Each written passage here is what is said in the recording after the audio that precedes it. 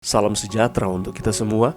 Pelajaran Sekolah Sahabat dengan tema utama mengelola bagi Sang Guru sampai Dia datang. Pelajaran pertama, bagian dari keluarga Allah. Minggu 1 Januari, kita adalah bagian dari keluarga Allah. Itulah sebabnya aku sujud kepada Bapa, yang daripadanya semua turunan yang di dalam sorga dan di atas bumi menerima namanya. Efesus 3 ayat 14 dan 15. Gambaran apakah yang muncul dari ayat ini dan pengharapan apakah yang ditemukan di sana? Pada awal pelayanan Yesus, Dia menyatakan, "Karena itu, berdoalah demikian, Bapa kami yang di sorga, dikuduskanlah namamu." Matius 6 ayat 9. Kemudian Dia mengulangi doa yang sama secara pribadi kepada murid-muridnya di dalam Lukas 11 ayat 2. Yesus mengatakan kepada kita untuk memanggil Bapanya, "Bapa kami di sorga." Ketika Yesus bertemu dengan Maria setelah kebangkitannya, Maria ingin memeluknya. Yesus berkata kepadanya, "Janganlah engkau memegang aku, sebab aku belum pergi kepada Bapa. Tetapi pergilah kepada saudara-saudaraku dan katakanlah kepada mereka bahwa sekarang aku akan pergi kepada Bapakku dan Bapamu, kepada Allahku dan Allahmu." Yohanes 20 ayat 17. Karena kita memiliki Bapa yang sama dengan Yesus, Dia adalah saudara kita, dan kita semua adalah saudara dan saudari di dalam Tuhan. Yesus menjadi anggota keluarga di dunia sehingga kita dapat menjadi anggota-anggota keluarga surgawi. Keluarga di surga dan keluarga di bumi satu adanya. Alfa dan Omega jilid 6 halaman 493. Bacalah Keluaran 3 ayat 10, Keluaran 5 ayat 1, dan Galatia 3 ayat 26 dan 29. Apakah yang ayat-ayat ini katakan tentang bagaimanakah Allah berhubungan dengan kita? Mengapa hal ini haruslah begitu menggembirakan?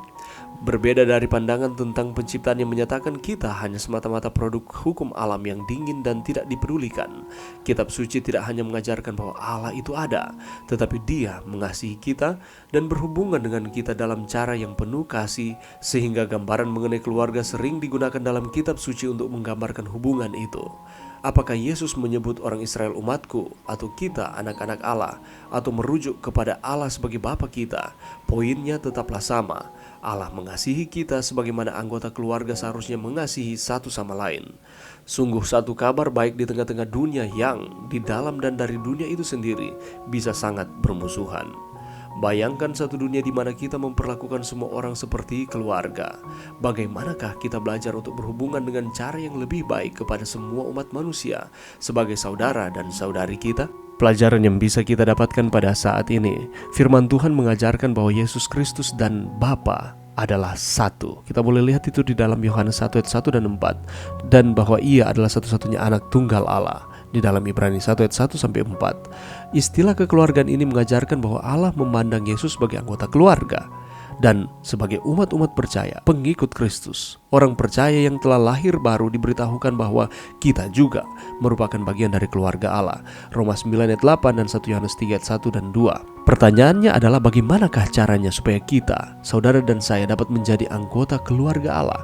Ketika kita mendengarkan akan firman Tuhan, mengakui akan setiap kesalahan kita, dan kita menempatkan akan iman dan kepercayaan kita ada di dalam Yesus Kristus, kita berakar di dalamnya.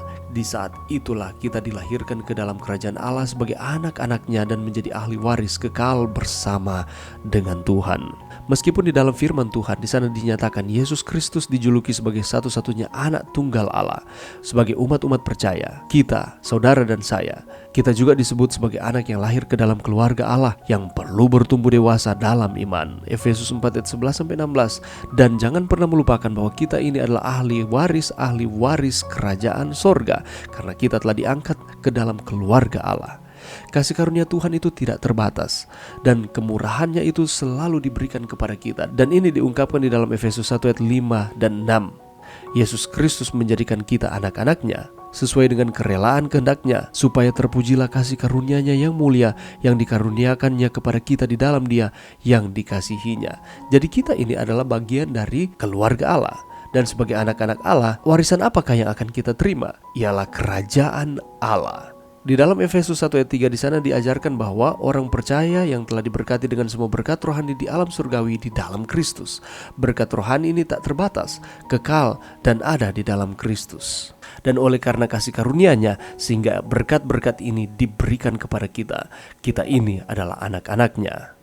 Kalau kita melihat di dalam awal pelayanan Yesus, dia menyatakan kepada murid-muridnya berdoa seperti ini, Bapa kami yang di sorga, dikuduskanlah namamu. Allah disebut sebagai Bapa, dan kita sebagai murid-muridnya, kita menyatakan bahwa kita juga memiliki Bapa yang sama seperti ketika Yesus menyatakan dalam doanya. Jadi kita memiliki Bapa yang sama dengan Yesus. Dia adalah saudara kita, dan kita semua adalah saudara-saudari di dalam Tuhan.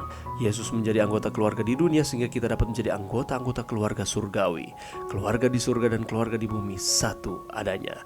Dengan kata lain, kita ini telah diangkat menjadi anak-anaknya, dan kita ini adalah ahli waris kerajaan surga. Mari kita terus mengucap syukur dan berterima kasih kepada Tuhan, karena kita adalah anak-anaknya, ahli waris kerajaan surga. Apabila kita setia kepada Tuhan, tempat tinggal kita bukan hanya di dunia yang berdosa ini, tetapi ketika Tuhan datang, kita akan tinggal bersama-sama dengan Dia selama-lamanya. Mari berdoa. Terima kasih Tuhan atas firman-Mu pada saat ini, dan terima kasih Tuhan oleh karena kami diangkat menjadi anak-anak pewaris kerajaan sorga. Bantu kami Tuhan untuk kami terus setia kepada Tuhan di dalam setiap kehidupan kami di dunia ini. Terima kasih Tuhan, ini doa kami di dalam nama Yesus. Amin.